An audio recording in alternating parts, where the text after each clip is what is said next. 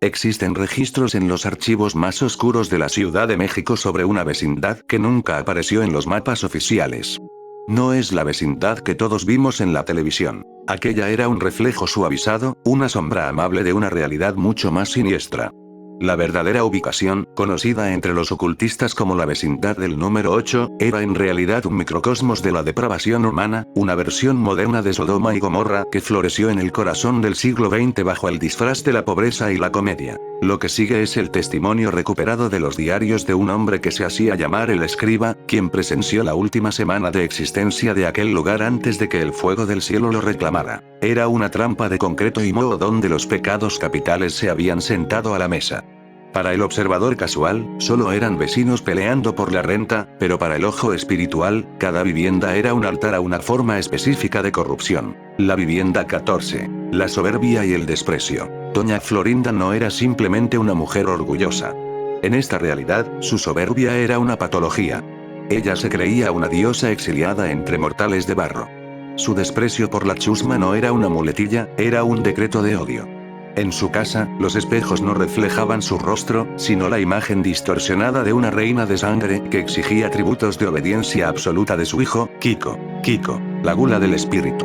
El niño de las mejillas infladas no deseaba juguetes, los devoraba. Su cuarto estaba lleno de pelotas, triciclos y muñecos que jamás usaba, acumulados solo para que los demás niños sufrieran la carencia. Kiko representaba la envidia y la gula material. No quería la pelota por el juego, quería la pelota para que el chavo no tuviera nada. La vivienda 72. La pereza y la deuda. Don Ramón era el monumento a la asedia. Su rechazo al trabajo no era falta de oportunidad, era una rebelión contra el orden divino del esfuerzo. Pasaba los días en una inercia maligna, permitiendo que su hija, la Chilindrina, se convirtiera en una criatura de mentiras y manipulación para sostener su estilo de vida parasitario. La Chilindrina era la lengua de la serpiente, sembrando cizaña entre los vecinos para ver el mundo arder desde su ventana. La vivienda 71. La hechicería y la lujuria marchita. Doña Clotilde, la bruja, no recibía ese nombre por su apariencia. Ella practicaba las artes prohibidas de la antigua Babilonia. Su obsesión por Don Ramón era un ritual de amarre constante. En las noches, el olor a azufre y especias exóticas salía de su puerta mientras realizaba sacrificios menores, gatos, palomas, para intentar capturar el alma de un hombre que ya estaba muerto por dentro. El señor del dinero y el maestro de la falsa sabiduría. La corrupción no se limitaba a los residentes. Venía de fuera, alimentando el ciclo de miseria. El señor Barriga no venía por la renta. Venía por el alma. Cada vez que cruzaba el umbral, la vecindad temblaba. Sus 14 meses de deuda eran en realidad un contrato simbólico. Él representaba la avaricia desmedida de Sodoma. Poseía la tierra, poseía los muros y, eventualmente, poseía a los inquilinos. Su gordura era una manifestación física de todo lo que le había robado a los pobres. El profesor Girafales era el falso profeta. El hombre de la educación que no enseñaba virtud, sino una gramática de la hipocresía. Sus encuentros con Doña Florinda en el patio, rodeados de tacitas de café, eran en realidad conclaves de una lujuria reprimida y enferma, donde se celebraba la superioridad intelectual sobre el rebaño ignorante de la vecindad. El café que bebían era negro como la bilis de los condenados. Y el chavo, el cordero del sacrificio. En medio de esta Sodoma de concreto vivía el chavo. Pero no era el niño travieso que conocimos. Era un ser casi transparente de tan delgado, un alma pura que servía de pararrayos para la maldad del lugar. Vivía en un barril, un receptáculo cínico que los vecinos usaban como vertedero de sus culpas. El chavo era el justo de la ciudad, aquel por quien, si se encontraran otros 10 como él, la vecindad sería perdonada. Pero el chavo estaba solo. Comía sobras, dormía entre cartones y recibía los golpes físicos de Don Ramón y los insultos de Florinda como si fueran bendiciones. Su silencio no era estupidez, era una paciencia cósmica. La llegada de los mensajeros. El desastre comenzó un viernes de Cuaresma. El cielo sobre la Ciudad de México se tornó de un color cobre antinatural. 2 hombres jóvenes, vestidos con trajes grises impecables que parecían no tocar el suelo, entraron a la vecindad. Sus rostros eran hermosos pero carecían de cualquier expresión humana. Sus ojos eran como pozos de luz blanca. Eran los mensajeros, enviados para ver si el clamor contra la vecindad era tan grande como había llegado al trono. Al entrar al patio, el primer pecado de Sodoma se manifestó: la falta de hospitalidad. Doña Florinda les gritó por ensuciar el piso recién trapeado. Kiko intentó robarle sus maletines pensando que contenían juguetes. Don Ramón se escondió para no ser interrogado sobre sus deudas. Solo el chavo, desde su barril, los miró con reconocimiento. ¿Tienen un pedacito de torta de jamón?, preguntó el niño, no por hambre, sino para probar su caridad. Los mensajeros le entregaron un pan que brillaba con una luz interna. El chavo lo comió y, por primera vez en años, sus ojos se llenaron de lágrimas.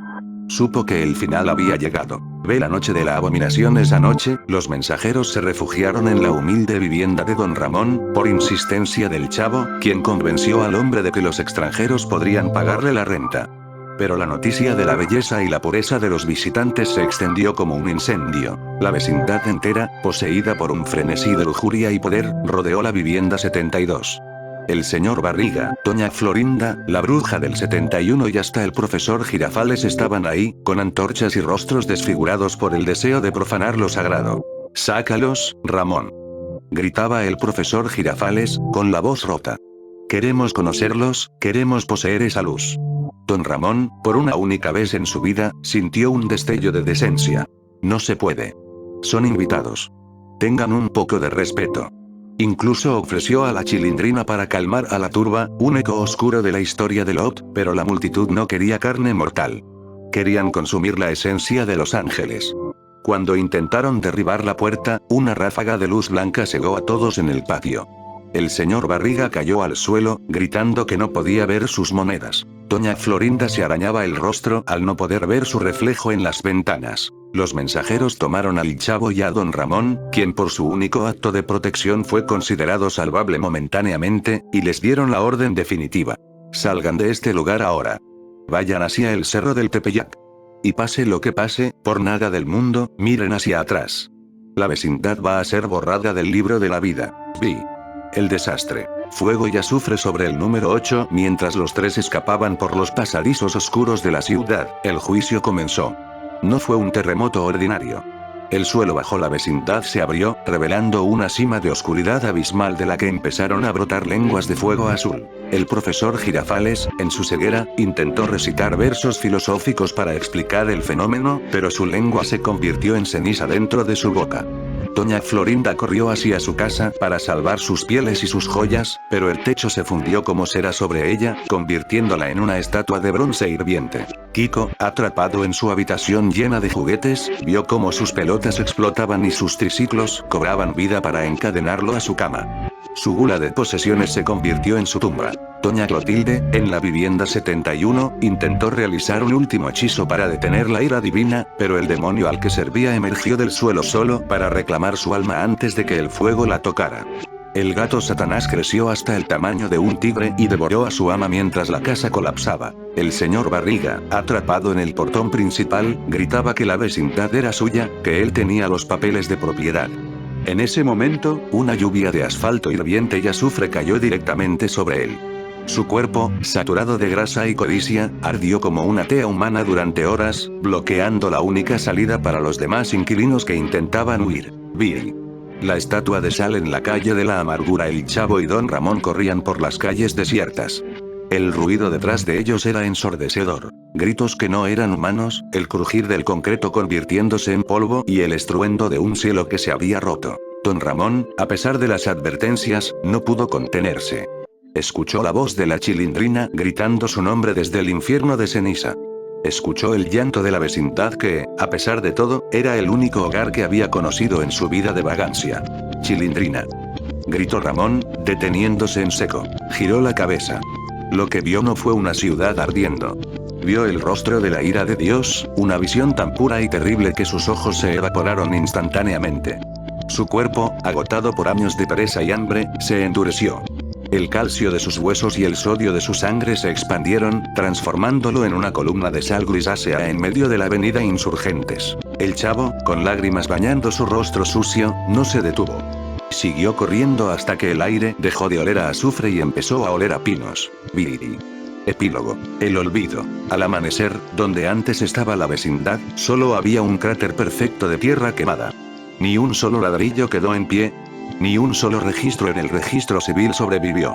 Los vecinos de las colonias aledañas juraron que nunca hubo una construcción en ese lote baldío. El chavo desapareció.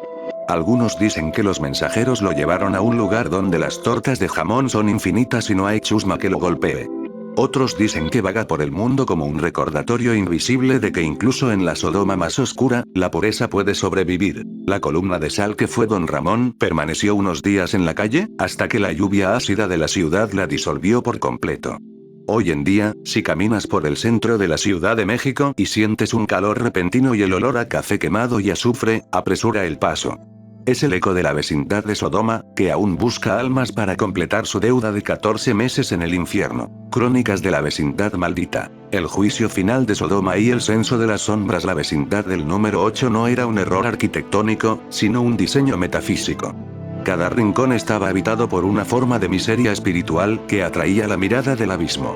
En esta versión de la historia, el mundo exterior intentaba ignorar su existencia, pero la pestilencia moral que emanaba de sus muros era ya insoportable para los cielos. A los personajes ya conocidos, se sumaban otros cuyas almas estaban igualmente atrofiadas por el vicio y la indiferencia de aquella Sodoma de concreto. Y los otros habitantes de la perdición. Jaimito el cartero, el mensajero de la asedia. Jaimito no era un anciano tierno.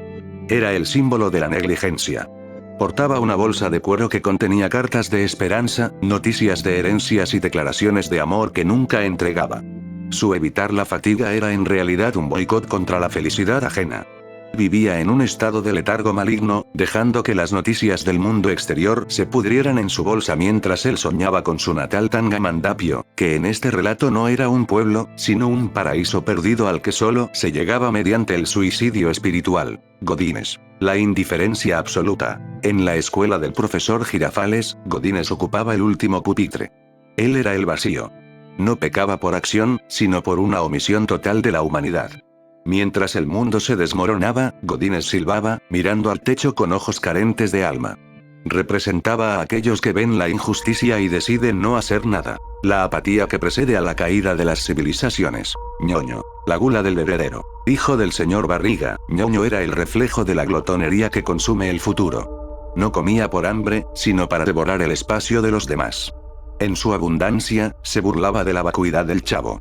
Sus tortas de jamón eran monumentos a la desigualdad, y su risa estridente era el sonido de la opulencia que ignora el grito del desposeído. La popis. La vanidad de la inocencia. Con su muñeca serafina, la popis representaba la idolatría. No hablaba con personas, hablaba con un objeto de plástico, proyectando su egocentrismo en un ídolo inanimado. Su insistencia en que todo era acusado con su tía reflejaba una sociedad que no busca la justicia, sino la venganza institucionalizada a través del nepotismo. Y el colegio de los falsos profetas. El desastre no comenzó en el patio, sino en el salón de clases. El profesor Girafales, el sumo sacerdote de esta falsa educación, intentaba enseñar aritmética mientras las paredes sudaban sangre. Aquel viernes final, Girafales estaba más irritable de lo normal. Los niños no respondían. Doña Florinda lo esperaba afuera con el café que ya no era bebida, sino un bálsamo para sus deseos prohibidos. De pronto, el cielo se rasgó. Una trompeta que sonaba como el llanto de 1000 niños hambrientos retumbó sobre el techo de lámina de la escuela. Los mensajeros, aquellos seres de luz blanca que habían visitado la vecindad, se aparecieron en el umbral del salón. No traían libros, traían una balanza. Maestro, dijo el más alto, has enseñado letras pero has matado el espíritu. Tu sabiduría es paja para el fuego. Girafales intentó defenderse con una cita de Aristóteles, pero las letras se borraron de sus libros de texto, dejando solo páginas en blanco que comenzaron a arder espontáneamente. El asedio a la vivienda 72. Cuando la noche cayó y la turba rodeó la casa de Don Ramón exigiendo a los extranjeros, la depravación alcanzó su cenit. Ñoño lideraba a los niños, no con juegos, sino con piedras. Quería probar la carne de los ángeles para ver si sabía a los dulces que ya no les saciaban. La popis observaba, abrazando a Serafina, cuya cara de porcelana comenzaba a derretirse por el calor sobrenatural que emanaba del suelo. Jaimito el cartero, despertando de su letargo, se unió a la multitud. En su mano no llevaba cartas, sino un candelabro de la vivienda 71 que doña Clotilde le había entregado para iluminar el camino a la profanación. Cuando la luz cegadora de los mensajeros estalló, no solo cegó físicamente a los vecinos. Les reveló sus propias almas. Girafales vio una biblioteca de cenizas. Florinda vio un espejo que solo mostraba un cadáver putrefacto. El señor Barriga vio monedas de oro que se convertían en escorpiones. Ve el éxodo y el cataclismo. El chavo, guiado por la mano de uno de los ángeles, tiró del brazo de don Ramón. Vámonos, Monchito. Este lugar ya no es de este mundo. Corrieron por el pasillo. Al pasar frente a la vivienda de Jaimito, vieron al cartero intentando pedalear su bicicleta en círculos, atrapado en un bucle temporal de fatiga eterna, mientras su bolsa de cartas se convertía en una hidra de papel que lo asfixiaba. Al llegar a la calle, el suelo se licuó. No era asfalto, era una mezcla de brea y sangre. El final de Ñoño. Ñoño, en su desesperación por huir, intentó saltar sobre el señor Barriga, quien ardía en la entrada. Pero su propio peso lo traicionó. El suelo se hundió bajo él, creando un embudo de azufre. Ñoño fue tragado por la tierra, gritando por una comida que nunca más llegaría, mientras su padre, convertido en una antorcha de codicia, le servía de faro hacia el abismo. El destino de Godínez. Godínez se quedó sentado en su pupitre, incluso cuando el techo de la escuela voló por los aires. Cuando el fuego del cielo descendió sobre el salón, él simplemente miró hacia arriba y preguntó: ¿yo qué hice?